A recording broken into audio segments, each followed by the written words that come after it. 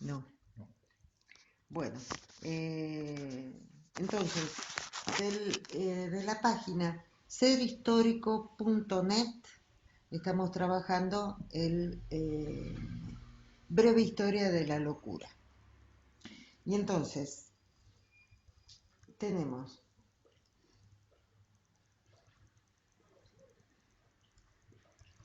la locura en la antigüedad.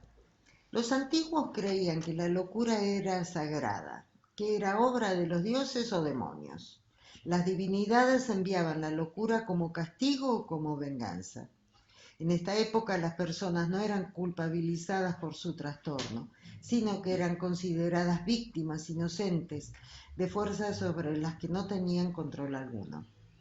En Mesopotamia, Israel y Persia se consideraban los trastornos mentales como posesiones demoníacas. En Egipto, antes que los griegos, reconocieron al cerebro como localización de las funciones mentales. Describieron el trastorno emocional, denominado luego como histeria, por los griegos, atribuyéndolo a una malposición del útero, por lo cual fumigaban la vagina como tratamiento, con la intención de devolverlo a su posición original. En India, la meditación budista se utilizaba y se utiliza como una forma de psicoterapia para trastornos mentales, así como ayuda para superar las dificultades de la vida diaria. En Grecia, los griegos fueron los primeros en estudiar los trastornos mentales desde un punto de vista científico, separando el estudio de la mente de la religión. Fueron los más avanzados en aplicar técnicas que se desarrollarían más adelante, como el diálogo con el paciente o la interpretación de los sueños. La medicina griega buscó leyes universales que pudieran constituir la base de una ciencia real de la enfermedad, investigando a fondo las leyes que gobiernan las enfermedades y buscando la conexión entre cada parte y el todo, la causa y el efecto. Además de los tratamientos somáticos de la escuela hipocrática, los griegos emplearon tres tratamientos psicológicos: inducción del sueño, interpretación de los sueños a cargo de sacerdotes y el diálogo con el paciente. ¿Qué me dicen? Hipócrates sostuvo que las enfermedades se producían por un desbalance de los cuatro humores esenciales: flema, bilis amarilla, bilis negra y sangre. Pequeños excesos de estos tres humores y de sangre daban lugar a personalidades flemáticas, coléricas y sanguíneas. Hipócrates ubicó en el cerebro la capacidad para pensar, sentir o soñar. Fue el primero en proponer que los sueños son expresión de nuestros deseos que acceden hacia el conocimiento cuando se eliminan las demandas de la realidad. También fue el primero en describir y clasificar racionalmente enfermedades como epilepsia, manía, paranoia, delirio tóxico, psicosis puerperal, fobias e histeria. En Roma siguieron las filosofías griegas estoica y epicúrea, que postularon que las pasiones y deseos insatisfechos actúan sobre el alma produciendo enfermedades mentales, que pueden controlarse alcanzando un estado mental sin perturbaciones o ataraxia, de donde deriva el término atráctico utilizado para los sedantes. Celso dividió las enfermedades en locales y generales.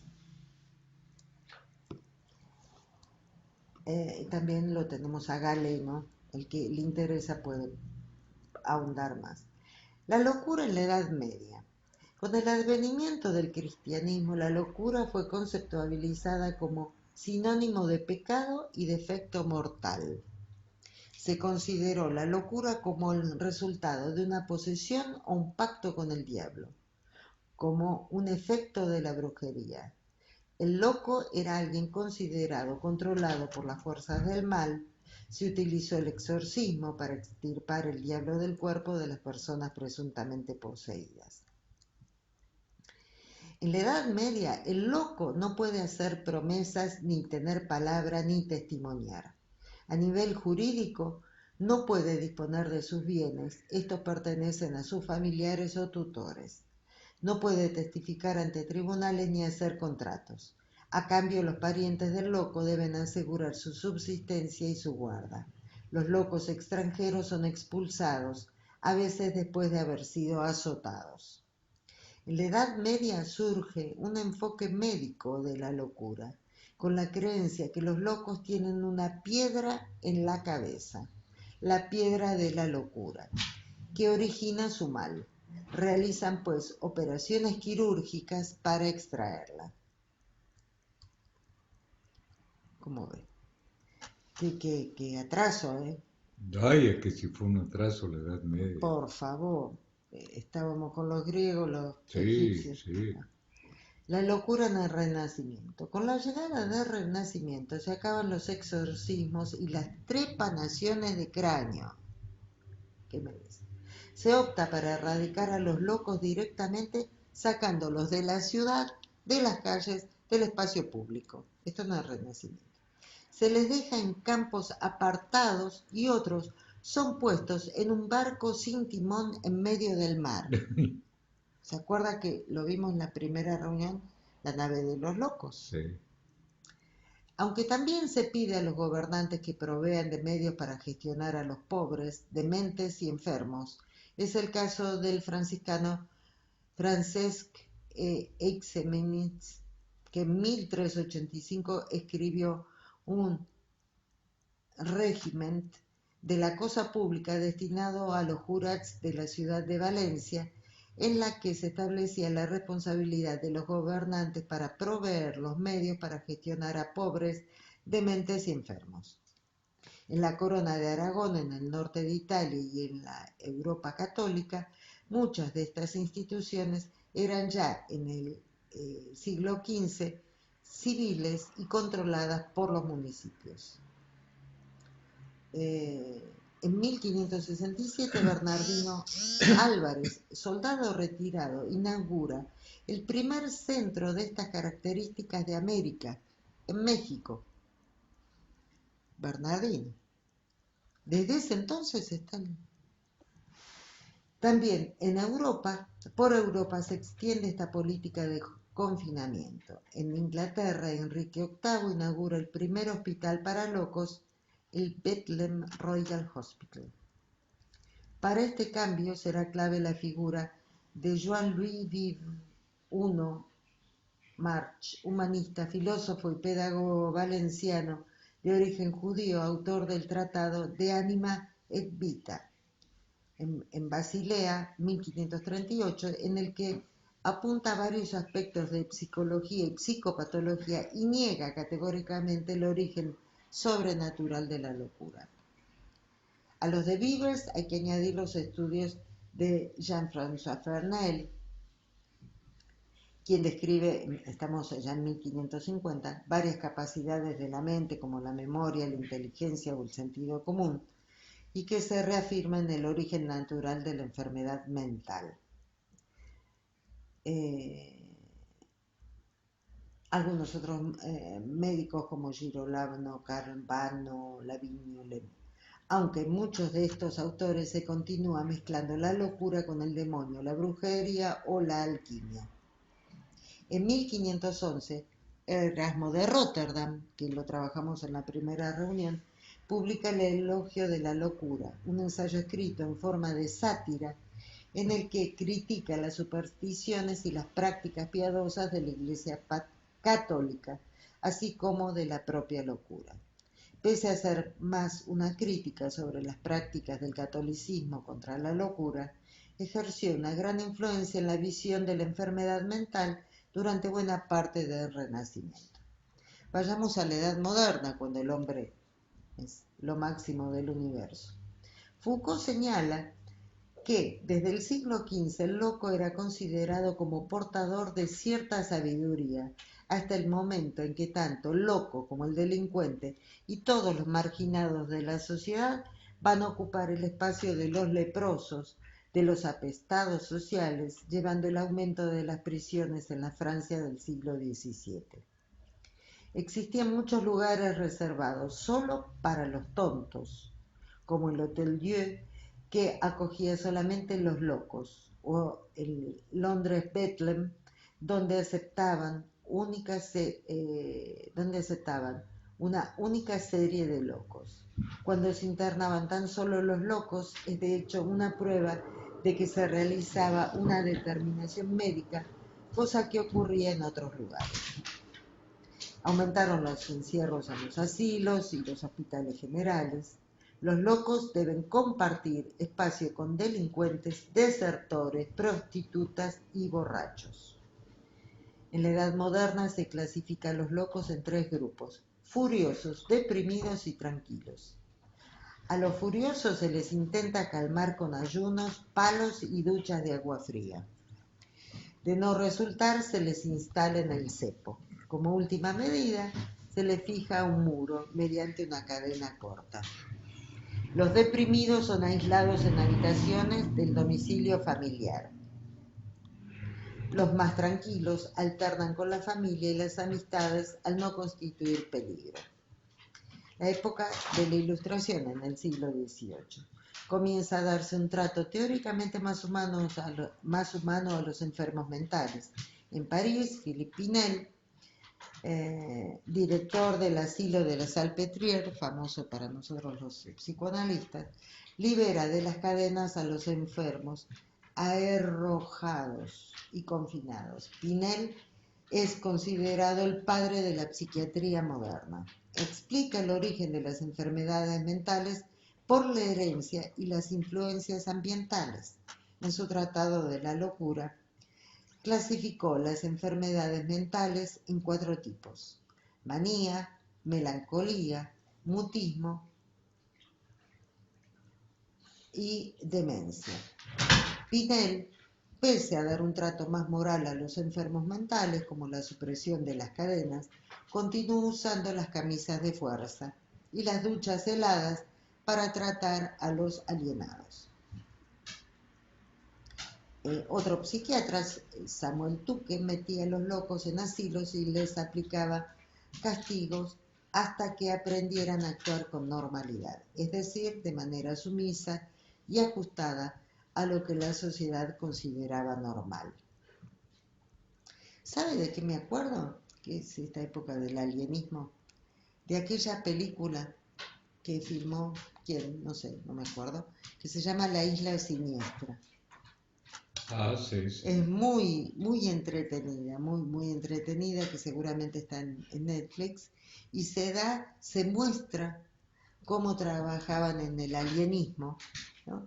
El lugar que tenía el psiquiatra.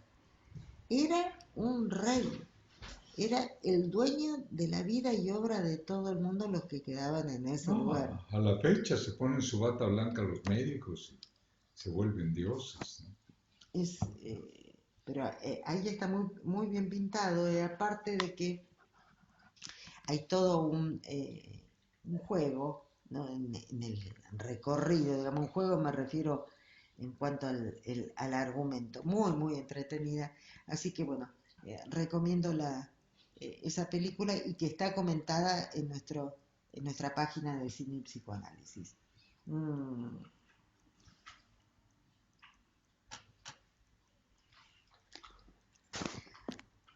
Bueno, en el siglo XIX, porque vienen ahora, ya estamos acercándonos, ¿no? En el siglo XIX no paran de aumentar el número de manicomios. Estos disfrazaban la tortura como una forma de curación.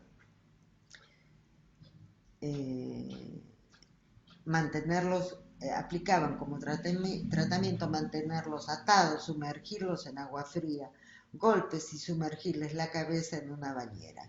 Los manicomios ingleses utilizaban un dispositivo rotatorio en el que hacían girar al paciente a una velocidad vertiginosa. Otro tratamiento consistía en marcarle la cabeza con un hierro al rojo vivo para que el loco recuperara el sentido. Todo esto con el fin de anular sus ideas e ilusiones consideradas anormales. Terrible, ¿no? El siglo XX. En el siglo XX se desarrollan 2 concepciones diferentes de la enfermedad mental. Una concepción biologicista, sostenida por Kraepelin y Bleuler, que dice que las enfermedades son provocadas principalmente por trastornos biológicos y genéticos, y una concepción psicologista. Las enfermedades mentales son trastornos psíquicos, desequilibrios que han de ser tratados por medios psicoterapéuticos, aunque también puede existir una base biológica. Es el caso de Jaspers y Freud. Freud se enfrenta al biologismo creando un nuevo rol para el médico. Este debe escuchar al paciente y a partir de aquí encontrar los motivos de sus síntomas. Todo esto lo dice este profesional que escribe la página.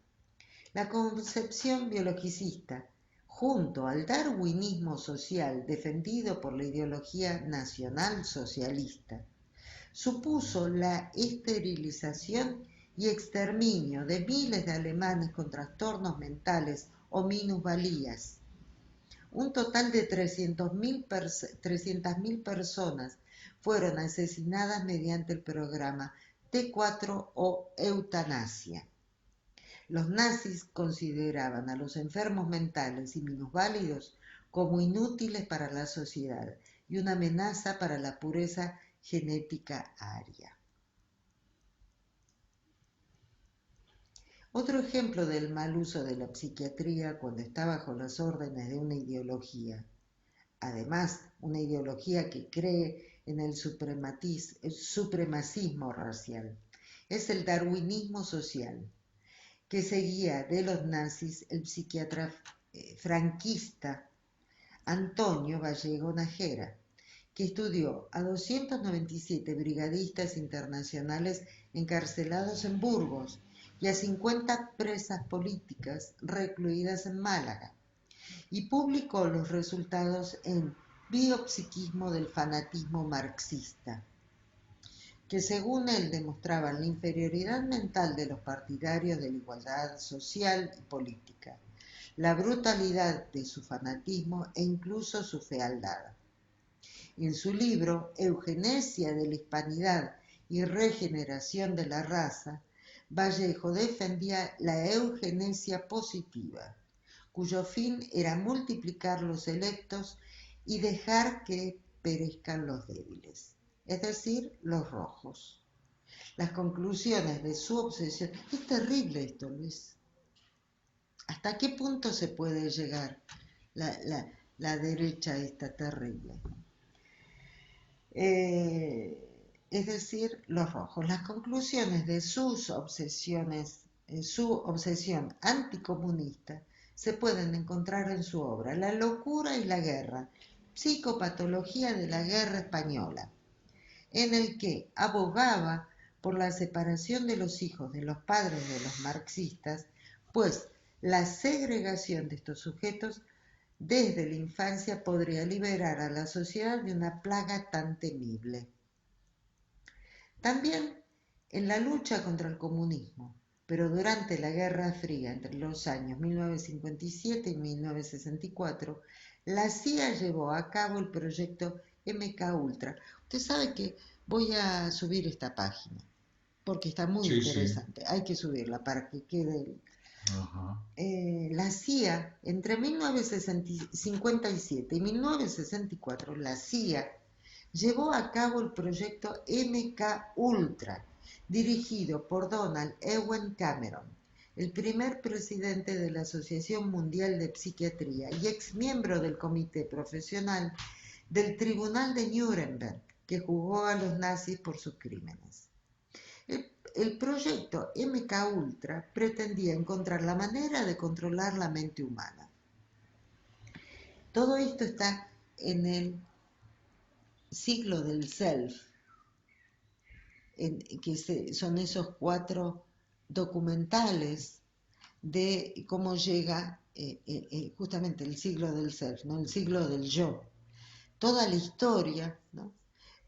Cómo en Estados Unidos todo esto, y se nombra este proyecto, como también se nombra la liberación de las drogas allá en los años los 70, todo eso, se llama el siglo del self o el siglo del yo. Está en YouTube y son 4 y es muy, muy interesante. Entonces dice, el proyecto MK Ultra pretendía encontrar la manera de controlar la mente humana. Mediante la conducción psíquica, se creía posible corregir la locura, borrar la memoria existente y reconstruir la psique por completo. Algunos de los experimentos realizados con este fin, aplicados a personas sin su consentimiento, fueron la radiación, los psicodélicos y la inyección simultánea de barbitúricos y anfetaminas y las descargas eléctricas al cerebro. Todo eso se ve ahí en ese documental. La antipsiquiatría ahora. A pesar de los avances en psiquiatría en el siglo XX, muchos enfermos siguen sufriendo las prácticas y medicación inadecuada. En los años 60 surge un movimiento llamado antipsiquiatría. Algunos de los principales miembros de este movimiento son David Cooper, Ronald Lang y Thomas Sachs. Se oponen a métodos como el electroshock, los comas insulínicos o la lobotomía. También se oponen a que los enfermos mentales estén encerrados contra su voluntad.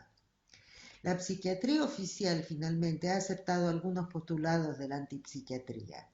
La lobotomía fue eliminada. Estamos hablando del siglo XX. Porque si me dicen los griegos o los egipcios, bueno, pero estamos en siglo XX. La lobotomía fue eliminada, igual que los comas insulínicos, aunque aún se utiliza el electroshock en algunos casos y la contención mecánica. Hay dos películas. Una es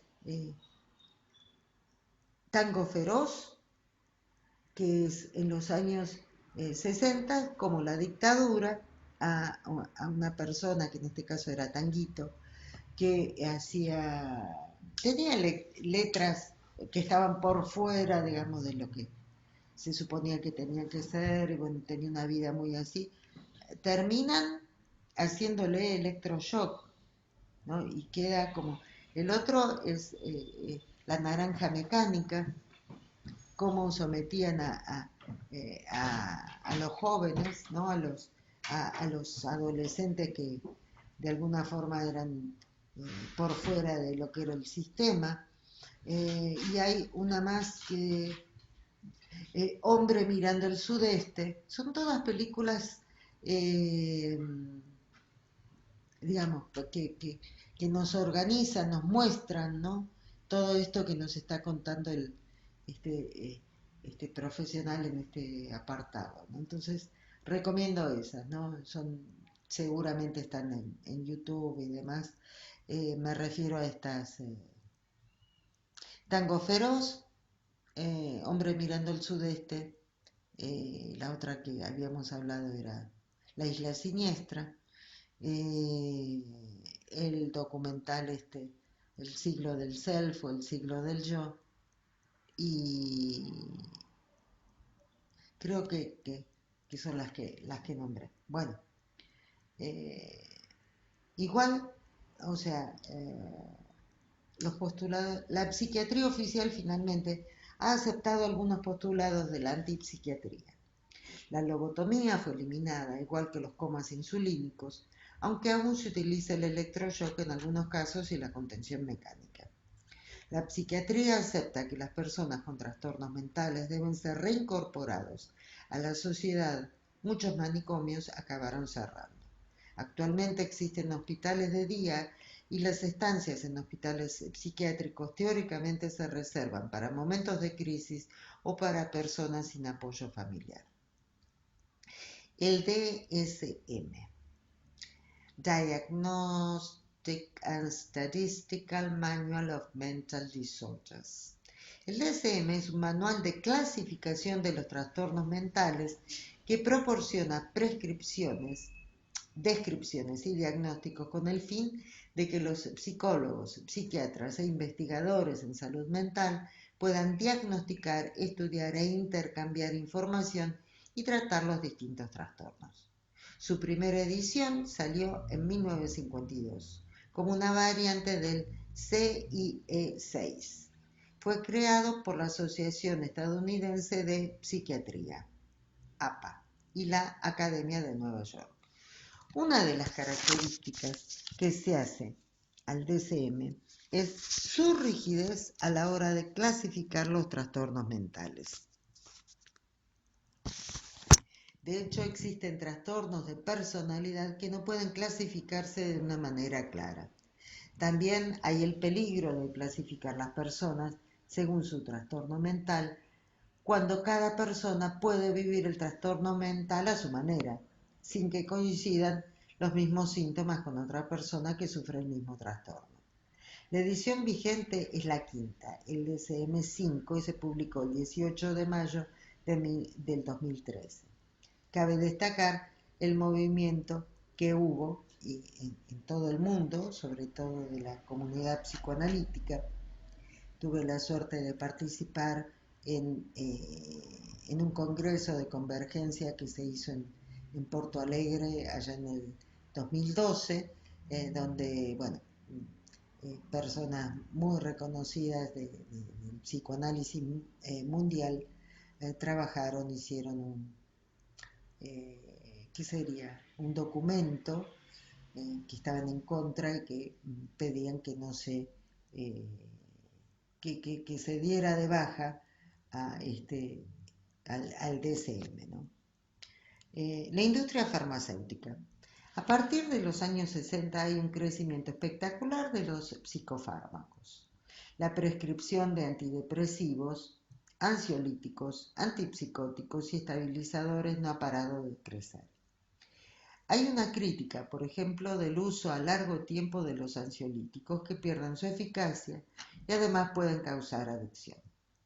Actualmente existe un debate entre algunos psiquiatras y usuarios sobre si hay un exceso de medicación y si no sería más efectivo que junto al tratamiento psicofarmacológico, la sanidad pública proporcionara más herramientas para prevenir los trastornos mentales y para dar apoyo psicológico a las personas que se traten o no con psicofármacos.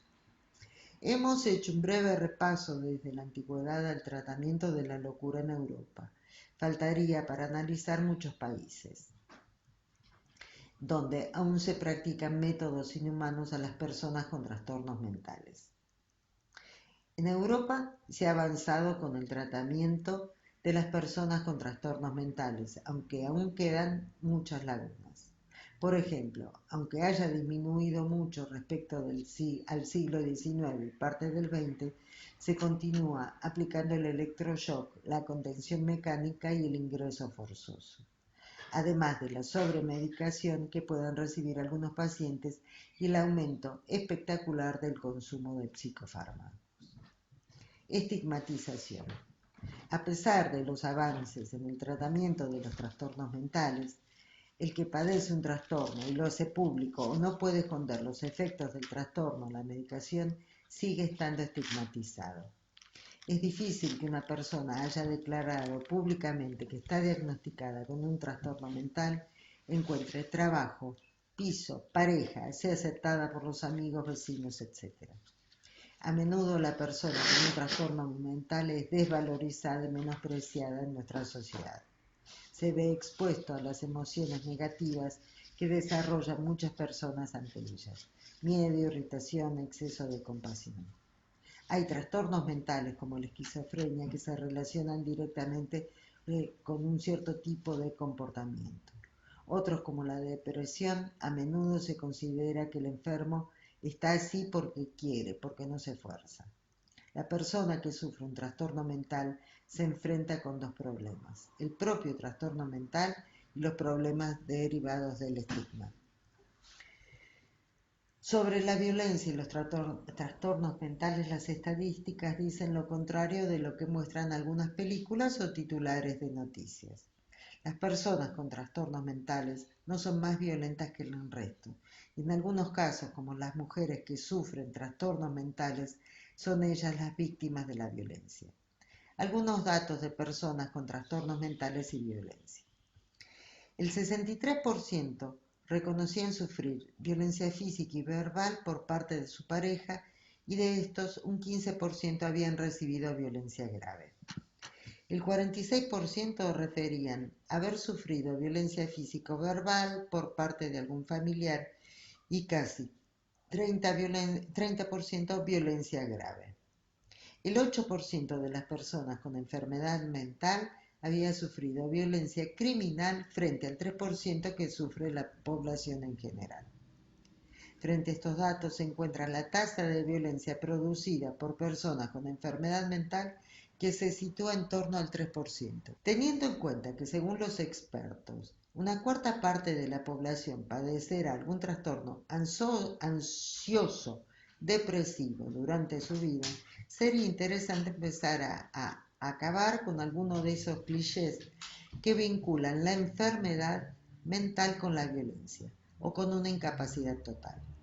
Existe también un estigma positivo de las personas que sufren un trastorno mental, como que son más creativas o inteligentes. El trastorno lo que puede provocar es que la persona encuentre en el arte un punto de fuga para expresar sus sentimientos y hacer más llevadera su vida. Pero un trastorno mental no te hace ser más creativo. Con la cantidad de personas con trastornos mentales estaría lleno de Van Goghs, Edvard Munch, Serafín Lewis, etc. Y no es el caso. Bueno, me pareció muy interesante el artículo. ¿Lo grabó usted? Sí, lo grabé. ¿Lo va a subir? Lo voy a subir. Muy bien. Por el que lo quiero escuchar, y lo voy a subir también para texto. Como texto, porque está muy interesante. Así que bueno, están dadas las condiciones. Vamos, yo no sé si esto salió o no salió al aire, no tengo idea. Pero bueno, luego va a salir porque está grabado, ¿no? Sí. Bueno, ¿nos vamos? Sí, nos vamos. Bueno, ya, nos despedimos. Nos despedimos hasta la próxima. No saludamos a nadie. No, somos unos corrientes. Qué barbaridad. Bueno, vaya nuestro saludo.